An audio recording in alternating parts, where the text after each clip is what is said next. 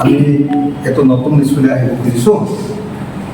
আপোনালোকে শিলচৰৰ ৰাইজক মই ক'ব খুজিছোঁ, বৰাক উপত্যকাৰ ৰাইজক জনাব খুজিছোঁ যে হিমন্ত বিশ্ব শৰ্মাৰ বিজেপিক অসমৰ খিলঞ্জীয়া মানুহে ইতিমধ্যে এৰি দিছে।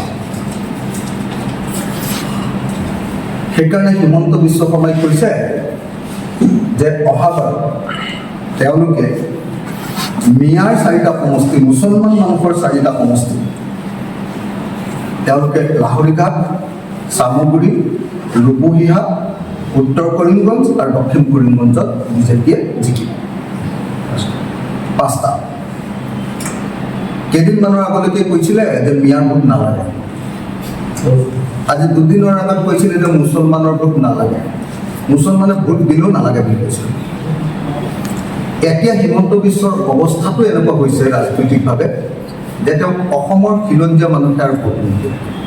আমি উজনিৰ পৰা খেদি দিলোঁ, আপোনালোকে জানে চাগে, আমি যোৰহাটৰ পৰা খেদি দিলোঁ নহয়, জানে, একদম বাহিৰ কৰি দিছোঁ লোকসভা ইলেকশ্যন, বাহিৰ কৰি দিছোঁ।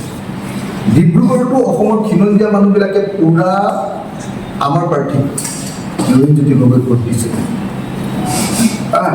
তেওঁলোকে হিন্দীভাষী মানুহৰ ভোটতহে জিকি গ'ল। ডিব্ৰুগড়ত আপোনালোকে জানে চাগে, তিনিচুকীয়া ডিব্ৰুগড়ত বহুত হিন্দীভাষী লোক আছে, গতিকে তেওঁলোকৰ ভোটতহে জিকি গ'ল।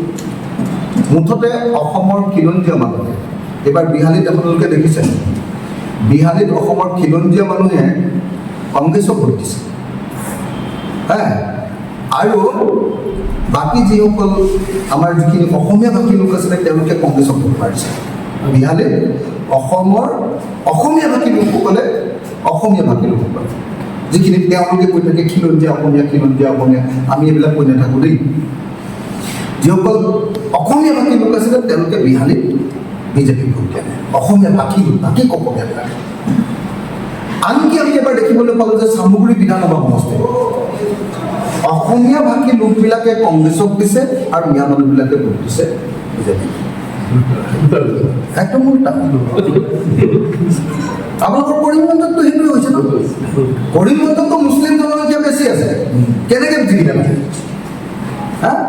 চাচা মামাই লগ লাগিহে জিকিলে নহয় জানো? আৰু 1 নম্বৰ যে চাচা মামাই লগ লাগিলে যে AIDFৰ গোটেই ভোটটো ট্ৰেন্সফাৰ কৰি দিলে নাম্বাৰ 1।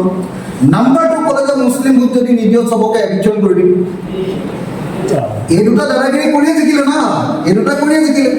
গতিকে আজিৰ দিনটোত এটা কথা খাটাং যে অসমৰ খিলঞ্জীয়া মানুহে হিমন্ত বিশ্ব শৰ্মাক এৰিছে, বিজেপিক এৰিছে, গম পাই গৈছে যে এইটো কাৰো বন্ধু নহয়, হিমন্ত বিশ্ব শৰ্মাক কাৰো বন্ধু নহয়। এটা সাপ যাকে তাকে দেখি দি দিব পাৰে, অকল মানুহৰ স্বাৰ্থত ব্যৱহাৰ কৰে, নিজৰ স্বাৰ্থত মানুহক ব্যৱহাৰ কৰে, কাম কাৰো নহয়। না 6 জনগোষ্ঠীৰ জনজাতিকৰণ কৰিলে, না আদিবাসীক জনজাতিকৰণ কৰিলে, না আহোমক জনজাতিকৰণ কৰিলে, না চুতীয়াক জনজাতিকৰণ কৰিলে, না মৰাণক জনজাতিকৰণ কৰিলে, না মটকক জনজাতিকৰণ কৰিলে, না গুজৰাটীক জনজাতিকৰণ কৰিলে। অসমৰ খিলঞ্জীয়া মানুহ কাকো নকৰিলে, একো কামেই নকৰিলে। না যিবিলাক জনজাতি আছে তেওঁলোকক 6 শিডিউল দিলে, একো কৰা নাই। তেওঁলোকে কৈ থাকে না, বিজেপিয়ে কৈছিলে না নাই মিছিঙত আমি 6 শিডিউল দিম বুলি কৈছিলে, দিলে নেকি? তিৱাক 6 শিডিউল, ৰাভাক 6 শিডিউল দিম বুলি কৈছিলে, দিলে নেকি? না ট্ৰাইবেল মানুহৰ কাৰণে কিবা কাম কৰিছে, না 6 জনগোষ্ঠীৰ কাৰণে, খিলঞ্জীয়া মানুহৰ কাৰণে কিবা কাম কৰিছে।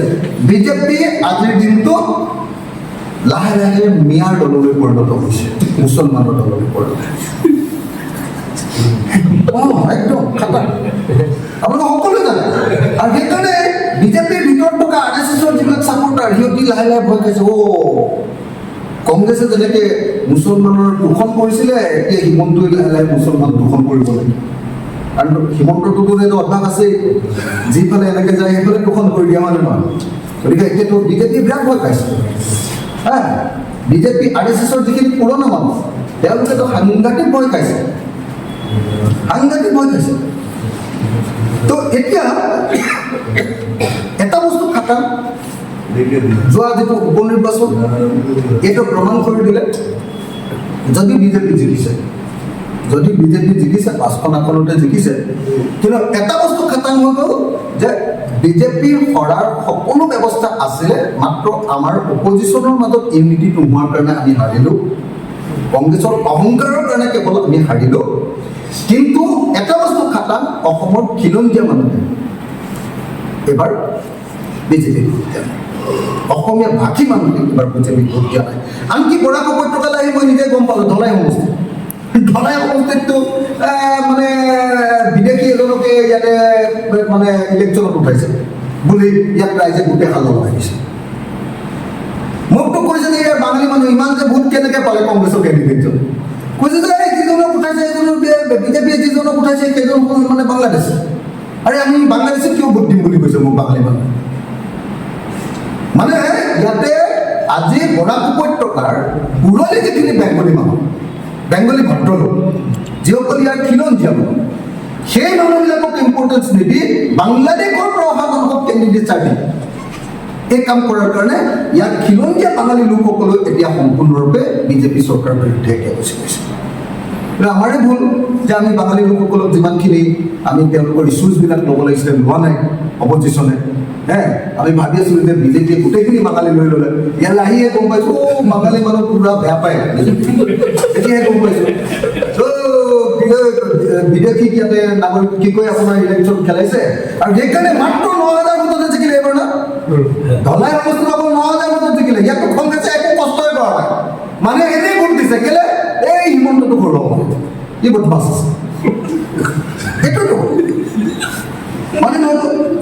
তো গতিকে আমি দেখিছোঁ যে মই আহি এটা কথা অন্তত বুজি পালোঁ বৰাকলৈ আহি, যে বিজেপিৰ প্ৰতি বৰাকৰ মানুহৰ, বাঙালী মানুহৰ কোনো ভাল ভাৱ নাই।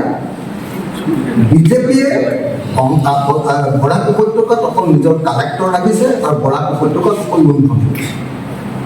ইয়াত কোনো ডেভেলপমেণ্টৰ কাম কৰা নাই, অকল লুণ্ঠন কৰিবৰ কাৰণে কেইটামান এজেণ্ট ৰাখিছে, কচিতাই নিচিনা মানুহ টকাটো কৰিব।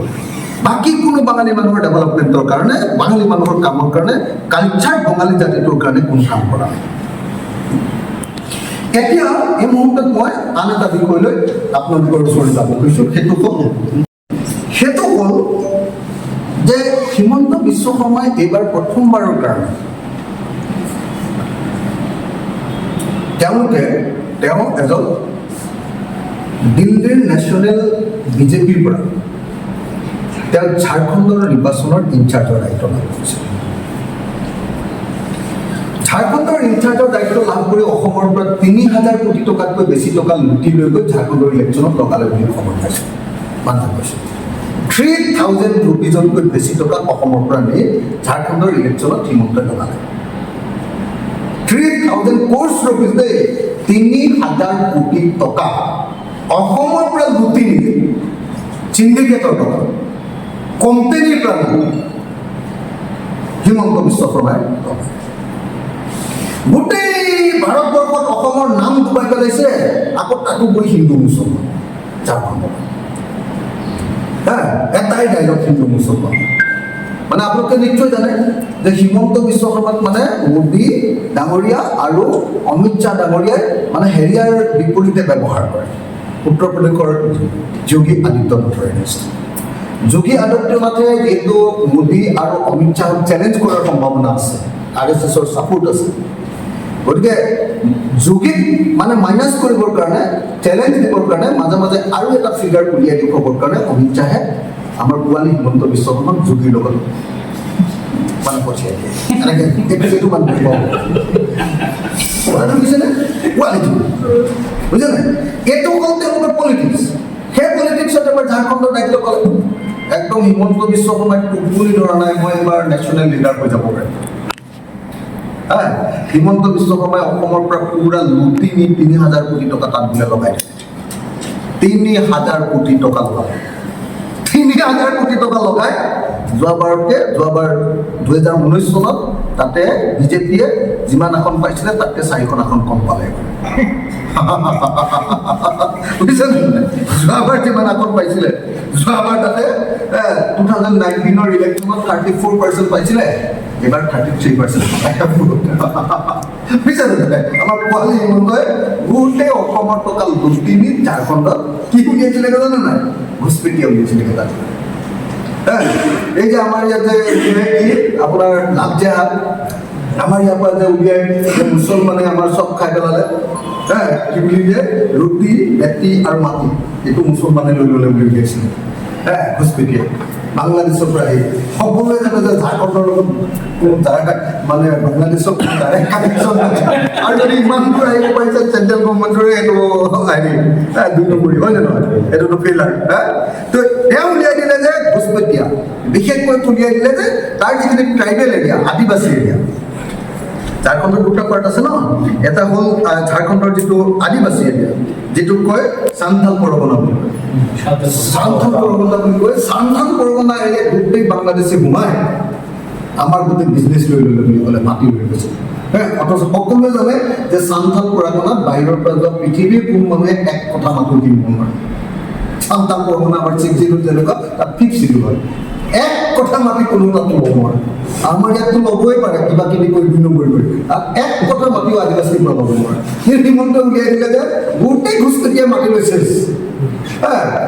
তো 2 নম্বৰ উলিয়াই দিলে যে আমাৰ বেটীবিলাকক লৈ গৈছে মুছলমানে তাৰমানে আদিবাসী মহিলাবিলাকক বিয়া পাতিছে বিয়া পাতি আমাক মানে এইটো মানে এনেকৈ মাটিটো ল'বলৈ বেটীবিলাকক কৈছে এইটো উলিয়াই দিলে 3 নম্বৰ উলিয়াই দিলে যে আৰু মানে 1 নম্বৰ পেটত লাভ মাৰিছে এনেকে আমাৰ ইনকামটো লৈ লৈছে 2 নম্বৰ বেটি লৈ লৈছে 3 নম্বৰ ৰুটি লৈ লৈছে হিমন্ত বিশ্বটো হিন্দী বেছি নাজানে গতিকে তাৰ মাজতে এই 3টা যেনে তেনে উলিয়াই গৈছে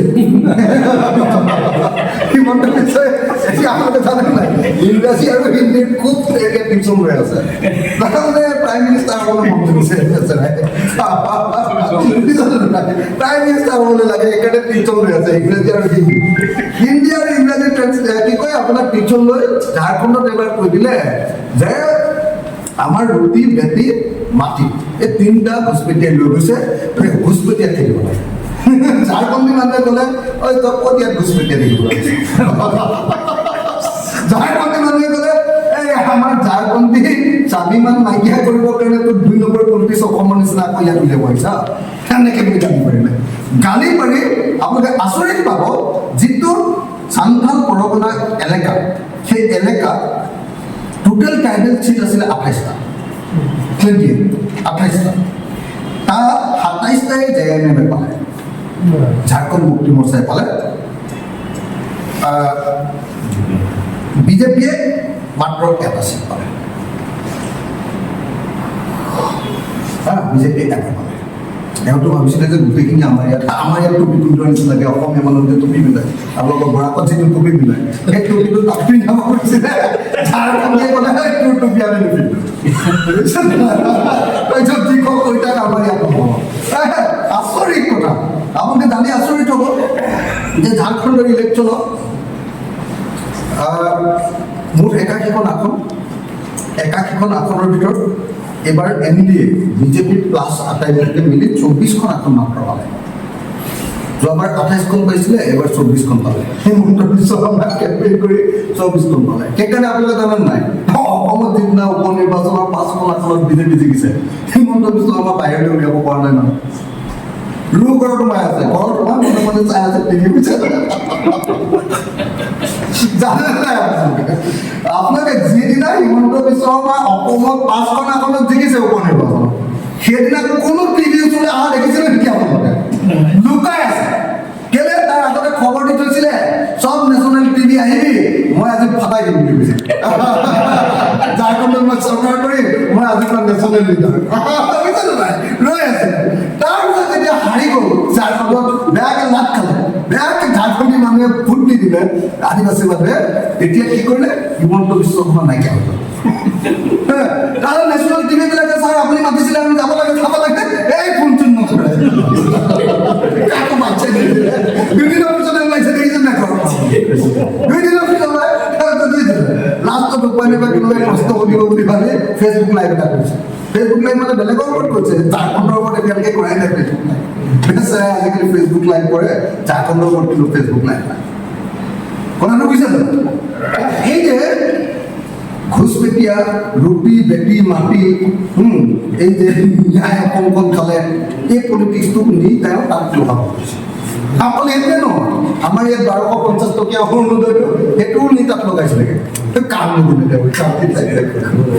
অসমৰ খালি ৩,০০০ কোটি টকা গ'ল মই খালি লগ পালে এতিয়া এটাই কথা ক'ব লাগে ৩,০০০ কোটি টকা আপুনি ঘূৰাই দিব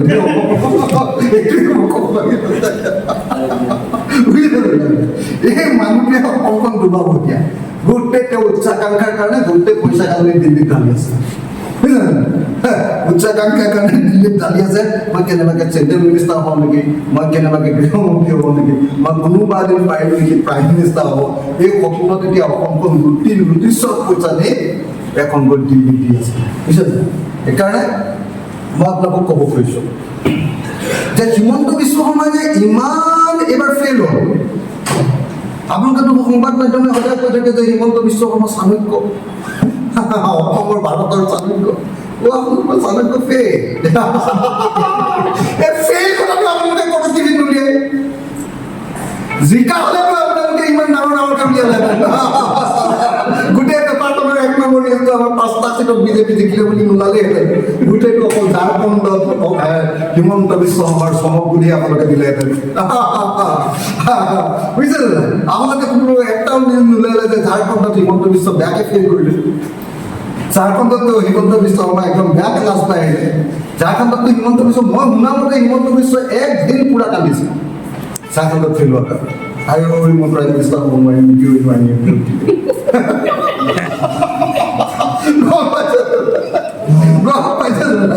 আমাৰ এইবিলাক উচ্চাকাংক্ষা উচ্চাকাংক্ষা নাই আমাৰ কান্দিবলৈও নাই পাবলৈও নাই তেওঁ মিছামিছিকৈ কৈ দেবা এইটো আকাশত চাংবাদী প্ৰধানমন্ত্ৰী হ'বলৈ কৈছে বুজিছে নাই আমাৰ অসমীয়া মানুহ আমি হিন্দীয়ে ভালকৈ ক'ব নোৱাৰোঁ প্ৰাইম মিনিষ্টাৰ হ'বলৈ কৈছে বেচেৰাই গোটেই টকাডাল অসমৰ নি নষ্ট হৈ পেলালে ৩,০০০ কোটি টকাতকৈ কৈছে তো সেইকাৰণে মই আপোনালোকক অনুৰোধ কৰিছোঁ মোৰ এই নিউজটো উলিয়াব দেই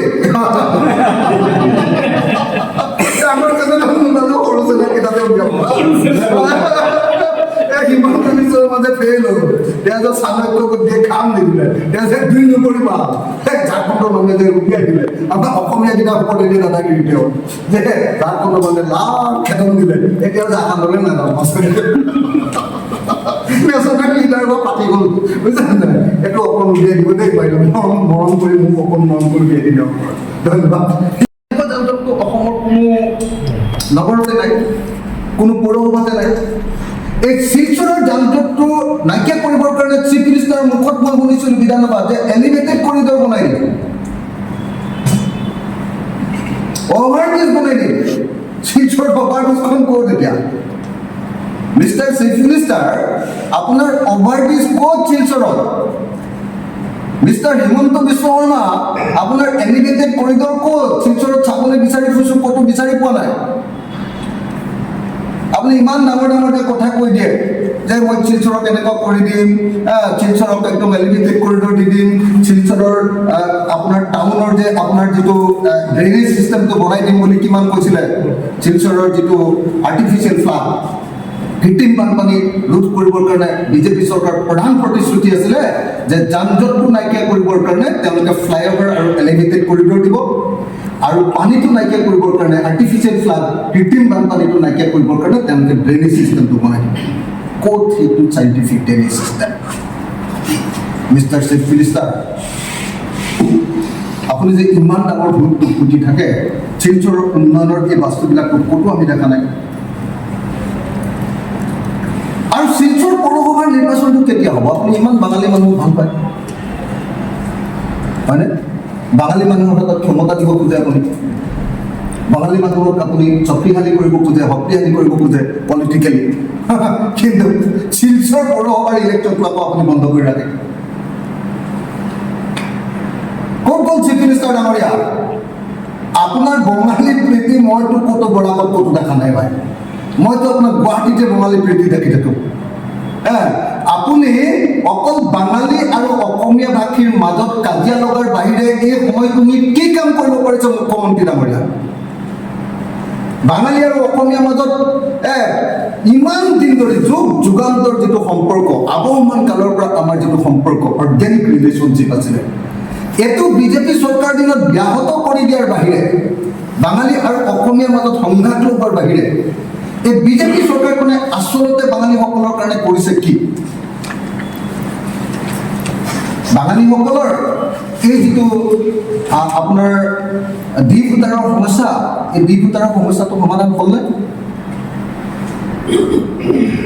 বাঙালীসকলে যে এতিয়ালৈকে অসমৰ ভাৰতীয় বাঙালীসকলে বিদেশী নহয়, অসমৰ ভাৰতৰ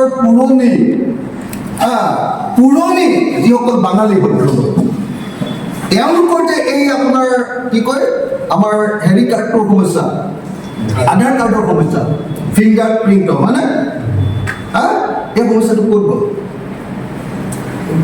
হাজাৰ হাজাৰ লাখ লাখ বাঙালী মানুহৰ যে এই যে আধাৰ কাৰ্ড নাই, এই সমস্যাটো আপুনি কাহানিবাই সমাধান কৰিব বুলি কৈছিলে, ক'ত গ'ল?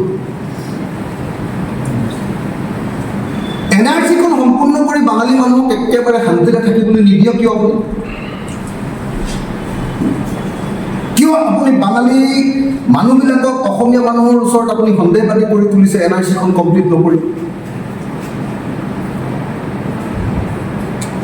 পলিটিকেলি বাঙালীসকলক পুৰা মাধা মাৰি দিয়া নাই নে বিজেপিয়ে? বাঙালীসকলৰ ৰাজনৈতিক অধিকাৰ সম্পূৰ্ণৰূপে হৰণ কৰা নাই নে বিজেপিয়ে? বাঙালীসকলৰ নামত ইমান কথা কয় কিন্তু এটা বাঙালীৰ সমস্যা সমাধান কৰাটো আমি দেখা নাই। এটা সমস্যা কেৱল অসমীয়া আৰু বাঙালীৰ মাজত কাজিয়া লগোৱা। আমাৰতো শুনিছিলোঁ যে বৰাক উপত্যকাত নতুন গ্ৰীণফিল্ড এয়াৰপৰ্ট হ'ব। ক'ত গ'ল আপোনাৰ গ্ৰীণফিল্ড এয়াৰপৰ্টটো চাব লাগিছিলে নহয়? আমিতো মানুহ খেদিলে ঠিকেই, মানুহৰ ঘৰ ভাঙিলে, বাগান ভাঙিলে, এয়াৰপৰ্টটো কথা ক'লে। মুখ্যমন্ত্ৰী ডাঙৰীয়া হিমন্ত বিশ্ব শৰ্মা ডাঙৰীয়া, আপুনি বোলে বৰ ডাঙৰ মুখ্যমন্ত্ৰী, আপুনি বোলে একদম বিশ্বত অসমৰ আপোনাৰ এয়াৰপৰ্টটো ক'ত? বৰাকত ক'ত আপোনাৰ এয়াৰপৰ্টটো? আৰু শিলচৰ মেডিকেল কলেজখন আপুনি যে ইমান দিনত অসমৰ শিক্ষামন্ত্ৰী, স্বাস্থ্যমন্ত্ৰী বোলে নাম্বাৰ 1 স্বাস্থ্যমন্ত্ৰী আছিলে, শিলচৰ মেডিকেল কলেজখন আপুনি কেতিয়াবা চাইছেনে? তাৰ ছাৰ্ভিচ চাইছেনে? তাৰ ইনফ্ৰাষ্ট্ৰাকচাৰ চাইছেনে? তাৰ পৰিৱেশ চাইছেনে আপুনি শিলচৰ মেডিকেল কলেজত? মিষ্টাৰ হিমন্ত বিশ্ব শৰ্মা, আপোনাৰ আচল বস্তুটো বৰাকত আহি গম পালোঁ যে আপুনি যাৰ কাৰণে আটাইতকৈ বেছিকৈ চিঞৰ বাখৰ কৰে তেওঁলোকৰ কাৰণেও এটাও কাম এতিয়ালৈকে দিয়া প্ৰতিশ্ৰুতি পূৰণ কৰিব পৰা নাই। এটা কামো আপুনি কৰিব পৰা নাই। বঙালীক কেৱল আপোনাৰ ৰাজনীতিৰ হাথিয়াৰ কৰিছে, কেৱল বেমাৰীসকলক আপুনি ব্যৱহাৰ কৰিছে। তৃতীয় আৰু চতুৰ্থ শ্ৰেণীৰ পৰীক্ষাত বঙালী কিমান মানুহে চাকৰি পালে? আপোনাৰ 1 লাখ চাকৰি কিমান? আপুনি 1 লাখ চাকৰি দিলোঁ বুলি যে কৈ থাকে, বৰাক উপত্যকাৰ পৰা কিমানজন মানুহক দিলে? আপুনি এখন হোৱাইট পেপাৰ উলিয়াওকচোন। বৰাক উপত্যকাৰ কাৰণে আপোনালোকে কি কি কাম কৰিলে মুখ্যমন্ত্ৰী ডাঙৰীয়া? মিনি বচিবলৈ হ'লনে নাই? ফ্লাইঅভাৰ হ'লনে নাই? এয়াৰপৰ্ট হ'লনে নাই? বৰাক নদী খান্দিলে নে নাই? মহাসড়ক হ'লনে নাই? ৰেলৰ ব্যৱস্থা কি কৰিলে? জোৱাই ৰাস্তাটো কি কৰিলে? এইবিলাকৰ ওপৰত আপুনি এবাৰ হোৱাইট পেপাৰ এখন উলিয়াওক না। চেলেঞ্জ কৰিছোঁ, শিলচৰত উপস্থিত থাকি মই চেলেঞ্জ কৰিছোঁ, যদি সঁচাকৈ বাঙালীসকলৰ কাৰণে কিবা কৰিছে, বৰাক উপত্যকাৰ কাৰণে কিবা কৰিছে, আপুনি এখন হোৱাইট পেপাৰ উলিয়াই এখন বিধানসভাত দাখিল কৰক। বাঙালী আৰু অসমীয়াৰ মাজত কাজিয়া লগাব লাগে নহয় জানো? অকল সেইটোৱেতো আপোনাক লাগে, যাতে বাঙালীবিলাকক ভয় খুৱাই ভোটটো লৈ থাকিব পাৰে, বাঙালীবিলাকৰ চেণ্টিমেণ্টটো লৈ আপুনি ভোটটো লৈ থাকিব পাৰে। আটাইতকৈ ডাঙৰ কথা মই ইয়ালৈ আহি গম পালোঁ যে বাঙালীবিলাকক বিৰাট ডাঙৰ লোকচান এটা কৰি দিলে বৰাক উপত্যকাত। এই বৰাক উপত্যকাৰ মানুহৰ জীৱিকাৰ প্ৰধান বস্তু এটা আছিলে ইয়াৰ লোকেল চুপাৰী। লোকেল চুপাৰী বিজেপি চৰকাৰ অহাৰ আগলৈকে এজন মানুহে লোকেল চুপাৰী এক বস্তা 40 কেজি কেঁচা চুপাৰীত আগতে 70 টকাকৈ পাইছে। 1 কেজি কেঁচা চুপাৰীত 70 টকা, তামোল বুলি কওঁ আমি, আপোনালোকৰ ইয়াত কেঁচা চুপাৰী বুলি কয়। 1 কেজি কেঁচা চুপাৰীত বিজেপি চৰকাৰ অহাৰ আগতে 1 কেজিৰ দাম আছিলে 70 টকা। হিমন্ত বিশ্ব শৰ্মা চিফ মিনিষ্টাৰ হোৱাৰ পাছত ইয়াত 1 কেজি কেঁচা চুপাৰীৰ দাম হৈছে 35 rupees, 35 টকা। আমাৰ ব্ৰহ্মপুত্ৰ উপত্যকাৰ মানুহে নাজানে যে বৰাক উপত্যকাৰ মানুহৰ জীৱনৰ এটা প্ৰধান উৎস হ'ল এই চুপাৰী বা তামোল। ইয়াৰ গাঁৱত প্ৰতিখন ঘৰত কিমান তামোল থাকিব পাৰে আমি কল্পনা কৰিব নোৱাৰোঁ। আপুনি হাইলাকান্দি যাওক, আপুনি কাছাৰ যাওক, আপুনি কৰিমগঞ্জ জিলা যাওক, মানে কেৱল তামোল আৰু তামোল গছ। ইয়াৰ মানুহৰ প্ৰধান জীৱিকাৰ উৎসটো হ'ল তামোল বা চুপাৰী। ইয়াত চুপাৰী বুলি কয়, আমি তামোল বুলি কওঁ। কেঁচা চুপাৰী আৰু শুকান চুপাৰী বুলি কয়, শুকনা চুপাৰী কয় ন আপোনালোকে, শুকনা চুপাৰী বুলি কয়। এই দুটাই হ'ল তেওঁলোকৰ জীৱনৰ এটা খেতিৰ পাছতে মেইন ইনকাম চ'ৰ্চ। বিজেপি চৰকাৰ আহি বৰাক উপত্যকাৰ চুপাৰীৰ ওপৰত তালা লগাই দিলে, 70 টকা কেঁচা চুপাৰীৰ দাম 35 টকালৈ কমাই দিলে, আৰু সেইটো কৌশিক ৰায়ৰ জৰিয়তে অকল চিণ্ডিকেট ৰাজ কৰি তুলিলে। চিণ্ডিকেট ৰাজ। আগতে শুকান চুপাৰী বিক্ৰী কৰিলে বৰাক উপত্যকাৰ মানুহে, এজন খেতিয়কে যাৰ চুপাৰী আছে, যাৰ তামোল আছে, তেওঁলোকে শুকান চুপাৰী, শুকনা চুপাৰী আগতে বিক্ৰী কৰিলে 400 rupees পাইছিলে পাৰ কেজি, এতিয়া পায় 270 rupees। বৰাক উপত্যকাৰ মানুহৰ পেটত লাভ দিছে হিমন্ত বিশ্ব শৰ্মাই, পেটত লাভ দিছে হিমন্ত বিশ্ব শৰ্মাই। বৰাক উপত্যকাত এটা পলিটিকেল ক্লাছ ওলাইছে, যিটো পলিটিকেল ক্লাছ হ'ল একদম বাঙালীসকল আটাইতকৈ কালচাৰ জাতি পৃথিৱীৰ ভিতৰত। আৰু ইয়াত যিসকল পলিটিকেল ক্লাছ ওলাইছে, পৃথিৱীৰ আনকালচাৰ কেইটামান মানুহ ইয়াতে পলিটিকেল ক্লাছ এটা ওলাইছে। 2 নম্বৰী দগাবাজ, অৰ্ধশিক্ষিত, পঢ়া শুনা নোহোৱা 2 নম্বৰী কেইটামানক ইয়াত বাঙালীৰ লিডাৰ পাতিছে। 2 নম্বৰী দগাবাজ, কথা পাতিব নোৱাৰে যাৰ লগত। বাঙালী বুলি ক'লে ৰবীন্দ্ৰনাথৰ কথা পাতিবলৈ মন যায়, বাঙালী বুলি ক'লে ৰবীন্দ্ৰনাথৰ গীত শুনিবলৈ মন যায়। আৰু আপোনালোকে ইয়াৰ পৰা যিকেইজন লিডাৰ পঠিয়াই দিছে, এইকাল পৃথিৱীৰ 2 নম্বৰী দগাবাজ আৰু দালাল। আজি হিমন্ত বিশ্ব শৰ্মা আৰু বৰাকৰ মানুহৰ মাজৰ লিংকটো, ব্ৰিজটোৰ নামটো হ'ল কৌশিক ৰায়। কৌশিক ৰায়ৰ কামটো কি? কালেকশ্যন মাষ্টাৰ, চিণ্ডিকেটৰ টকা। একে বঙালীৰ লগত বিজেপিৰ সম্পৰ্ক, একে সম্পৰ্ক নহয় জানো বিজেপিৰ লগত বাঙালীৰ সম্পৰ্ক? আগতে সৰ্বানন্দ সোণোৱালেতো মোটামুটি ধৰণে বাঙালীবিলাকক সন্মান দিছিলে, হিমন্ত বিশ্ব শৰ্মাইতো পেটত লাভ দিছে। সৰ্বানন্দ সোণোৱালেতো মোটামুটি ধৰণে বাঙালীসকলৰ প্ৰতি সন্মান প্ৰদৰ্শন কৰিছিলে, আৰু কাম যিমান কৰক নোৱাৰক, কিন্তু এওঁলোকৰ যিখিনি চিনিয়ৰ কালচাৰ, সেই মানুহবিলাকক তুলি আনিবলৈ চেষ্টা কৰিছে। হিমন্ত বিশ্ব শৰ্মাইতো একদম লুম্পেন 2 নম্বৰী দগাবাজ কেইটাক মানুহক লিডাৰ বনাই দিছে। হয়নে নহয় কওক আপোনালোকে? নিজে আপোনালোকে জানিব, প্ৰত্যেকজন সাংবাদিকে জানে। কৌশিক ৰায় যদি আজি বৰাক উপত্যকাৰ বাঙালী মানুহৰ প্ৰতিনিধি হয়, যাৰ নামটো লোকেল নামটো হ'ল কালেক্টৰ, লোকেল কালেক্টৰ। কিহৰ কালেক্টৰ? চুপাৰীৰ কালেক্টৰ। কিহৰ কালেক্টৰ? কয়লাৰ কালেক্টৰ। কিহৰ কালেক্টৰ? 2 নম্বৰী পইচাৰ কালেক্টৰ। বাংলাদেশলৈ যোৱা বস্তুবিলাকৰ ওপৰত টেক্সেছ হ'ব 2 নম্বৰী। চুপাৰী, কয়লা, এইবিলাকৰ কালেক্টৰ নহয় জানো? এতিয়া সেইকাৰণে আমি অতি স্পষ্টকৈ কৈছোঁ যে বিজেপি বৰাক উপত্যকাৰ কাৰণে আশীৰ্বাদ নহয়, বাঙালী মানুহৰ কাৰণে বিজেপি হ'ল এটা ভয়ংকৰ এটা মানে কি কয় অভিশাপ। বিজেপি বৰাক উপত্যকাৰ মানুষের কারণে আশীর্বাদ নয়, বিজেপি বরাক উপত্যকার মানুষের কারণে অভিশাপ হয়। বাঙালি মানুষের যেটা পরিচয় কি বাঙালি মানুষ কালচার মানুষ হয়, তো বিজেপির যে বাঙালির লিডার এ কিন্তু কালচার নাই, আনকালচার। 2 নম্বর সিন্ডিকেট মাস্টার, এগুলো তো পুরা কালেক্টর হয়, কালেকশন মাস্টার, লোকেল কালেক্টর। তো এই যেটা সম্পর্ক করেছে বিজেপি আর বরাক উপত্যকার, এই সম্পর্কটা একদম খারাপ।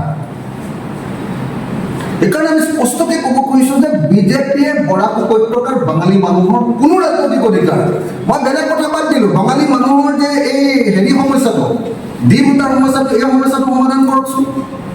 আমি কথা দিছোঁ যে 26ত যদি আমি চৰকাৰ কৰোঁ 6 মাহৰ ভিতৰত বাঙালী মানুহৰ দিন ভোটাৰ সমস্যা সমাধান কৰিম। যিদিনে আমাৰ ৰাইজৰ দলৰ চৰকাৰ হ'ব বা ৰাইজৰ দল চৰকাৰত থাকিব, ইয়াৰ লোকেল চুপাৰীৰে ম্যানমাৰৰ পৰা অহা বাৰ্মিজ চুপাৰী নহয়। এতিয়া হিমন্ত বিশ্ব শৰ্মাই বাৰ্মিজ চুপাৰীৰ চিণ্ডিকেট কৰিছে। লোকেল চুপাৰীক আমি আকৌ আগৰ নিচিনাকৈ বিজনেছ কৰিব লাগিব। তাৰ কাৰণে কোনেও পইচা দিব নালাগে। কোনোবাই যদি এখন গাড়ী ৰাস্তাত ধৰে লগে লগে তাক জেলত ভৰাই দিব। লোকেল চুপাৰী, যি চুপাৰী আগতে 400 টকা পাৰ কেজিত পাইছিলে চুকনা চুপাৰী, সেই চুপাৰী এতিয়া 270 টকা পায়। এইটো আকৌ 400 নহয়, আমি 500 টকা পোৱাৰ ব্যৱস্থা কৰিম। এটা আমাৰ প্ৰতিশ্ৰুতি। আমি 6 মাহৰ ভিতৰত ডি ভোটাৰ সমস্যা তাক খতম করবে। এটা আমার প্রতিশ্রুতি। এনআরসিটা কমপ্লিট করে বাঙালি সোশিয়াল নিরাপত্তা দিবে। এনআরসিটা খতম করে আর বরাক আর ব্রহ্মপুত্র সম্পর্কতা উন্নত করো। এটা হব আমার মেইন পলিটিক্যাল এজেন্ডা। তো সেই কারণে যি বিজেপিয়ে আপোনাৰ বৰাক উপত্যকাৰ 15টা বিধানসভা সমষ্টি কমাই 13টা কৰিছে, 2টা খাই পেলাইছে হিমন্ত বিশ্ব শৰ্মাই।